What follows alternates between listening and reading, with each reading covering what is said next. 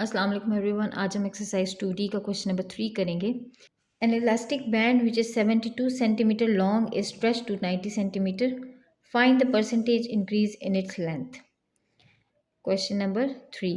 Elastic band की पहली वाली लेंथ थी हमारे पास 72 सेंटीमीटर। फिर बाद की लेंथ आई हमारे पास आफ्टर स्ट्रेचिंग, उसकी लेंथ क्या हो गई? After stretching length was 90 centimetre. तो हमें ये बताना है कि उसमें कितना परसेंटेज इंक्रीज़ आया। पहले तो हम उसका इंक्रीज़ ऐसे ही नंबर्स में फाइंड कर लेते हैं। इंक्रीज़ आया उसमें 90 minus 72 equals to 18 centimetre. 18 centimetre का इंक्रीज़ आया। तो इट मीन्स कितने परसेंट इंक्रीज़ आया है, तो परसेंटेज लेंगे हम उसका 72 से, तो 18 सेंटीमीटर आना चाहिए।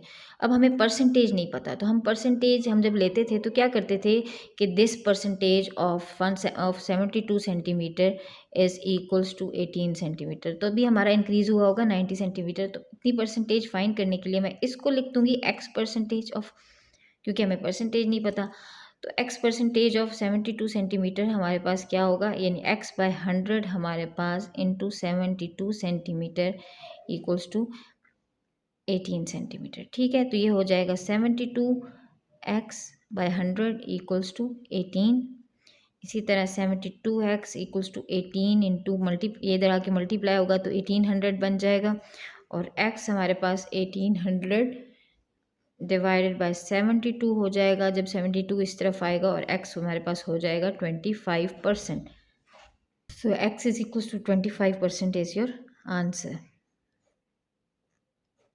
ये हमारे पास ना रिवर्स का तरीका था। अगर हम एक और तरीके से भी करें, क्या परसेंटेज इंक्रीज़ फाइंड करना है हमने, तो हमें ये पता चल गया कि इंक्रीज़ कितना था, तो वो था 18 सेंटीमीटर का। ठीक है, इंक्रीज़ 18 सेंटीमीटर का था और पहले वाली लेंथ कितनी थी उसकी 72 सेंटीमीटर। तो हम इंक्रीज़ डिवाइडेड बाय 72 सेंटीमीटर करेंगे और मल्टीप्लाई बाय 100 कर देंगे तो भी हमारे पास सेम ही परसेंटेज आएगी। ये है हमारे पास 0.25 इंटू 100 और ये हमारे पास आ गई 25%।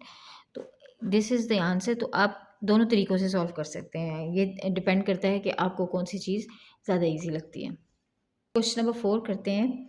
इन Singapore the Edusave scholarship is given out to the top 10% of students with in each level and stream in every school. There was an increase in the value of the award from 2008 to 2009. The table shows the value of the award of this award for each level in 2008 and 2009. आप table देख सकते हैं सामने। आपके पास top 5% में secondary 1 to 5 में आपके पास 2008 की $500 गिवन है एंड 2009 की नहीं गिवन, बाकी सारी चीज़ें आपको गिवन है। तो क्वेश्चन नंबर 1 में भी हमसे यही पूछा गया है, given that there was an increase of 30% in the value of the award from 2008 to 2009। अब हमें इंक्रीज बता दिया गया है 30% का हुआ था। तो हमारे पास नेक्स्ट हमने सेकेंडरी लेवल जो 1 to 5 है उसमें हमने फाइंड कर लेना है कि अगर 30% का इंक्रीज़ हुआ था तो 2009 में कितना बना होगा वैल्यू। तो find the value of the award for a secondary 1 student in the top 5% इन 2009। तो हम इसका फाइंड करते हैं। क्वेश्चन नंबर 4 है ये। क्वेश्चन नंबर 4 का पार्ट 1 है। हमने 30% ऑफ फाइंड करना है, तो 30% ऑफ 2008 की जो वैल्यू है उसमें फाइंड करेंगे तो वो थी $500। तो हम इसका 30% फाइंड करेंगे जब, तो ये हमारे पास ऐसे हो जाएगा, 0 0 से कैंसिल हो जाएगा, तो ये आंसर आ जाएगा हमारे पास $150 का। तो इंक्रीज़ हुआ था, तो हमारे पास अगर 2008 में $500 था तो 2009 में इंक्रीज़ हुआ $150 का, तो हमारे पास कितना हो गया $650। सो 2009 में सेकेंडरी 1 to 5 का $650 हुआ होगा। ठीक है जी। पार्ट 2 देखते हैं। Find the percentage increase in the value of the award from 2008 to 2009 for a primary 4 student in the next 4। अब हमने परसेंटेज इंक्रीज फाइंड करनी है। ठीक है, इंक्रीज कितनी है हम देख लेते हैं। प्राइमरी में फाइंड करनी है तो पहले $250 था और बाद में 2008 में $250 था और 2009 में हो गया $350। तो हम इन दोनों का फाइंड कर लेते हैं, तो हमारे पास इंक्रीज़ आ गया 100 का। ठीक है, हम उस आसान तरीके से करते हैं कि हमारे पास $100 का इंक्रीज़ है, हमने इंक्रीज़ की परसेंटेज चेक करनी है ना, तो $100 की इंक्रीज़ और पहले जो प्राइस थी वो हम नीचे लिख लेते हैं, मल्टीप्लाई बाय 100 करते हैं, तो ये हमारे पास आ जाता है 0.4 इंटू 100 इंटू 10।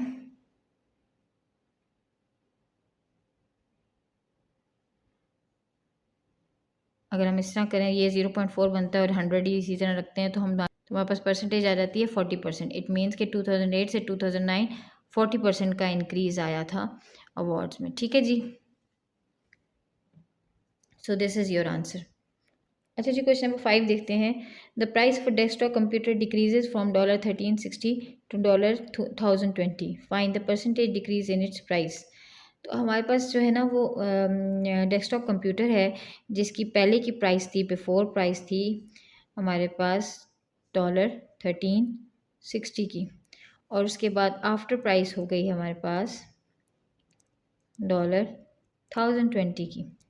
ठीक है जी, अब आपको पहले तो आप इनका डिक्रीज़ फाइंड कर लें, कितना डिक्रीज़ हुआ। $1360 माइनस $1020, तो आपके पास $340 का डिक्रीज़ आया। ठीक है जी, तो ये डिक्रीज़ आया। अब हमने ये डिक्रीज़ की परसेंटेज फाइंड करनी है, तो हम यही कहेंगे कि अगर एक्स परसेंटेज हमने ली थी ऑफ 1360 की, और हमारे पास वो आई थी 340, तभी हमने डिक्रीज़ किया था और 1020 आया था। तो हमारे पास x/100 है इंटू 1360, और हमारे पास आ गया 340। ठीक है, तो अब हमने इसको 13060 x/100 कर दिया और इक्वल्स टू 340 कर दिया। 100 उधर चला गया, 1360 x इक्वल्स टू 34000। हमारे पास ये मल्टीप्लाई हो गया।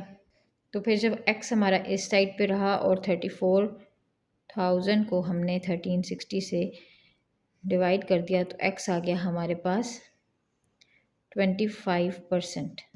तो x हमारे पास आ गया 25। तो इट मीन्स 25% हमने फाइन किया था 1360 का, और उसको 25% डिक्रीज़ आया था बिफोर और आफ्टर की प्राइसेस में। ठीक है, तो परसेंटेज डिक्रीज़ कितना हो गया हमारे पास, percentage decrease is equals to 25%। So this is your answer.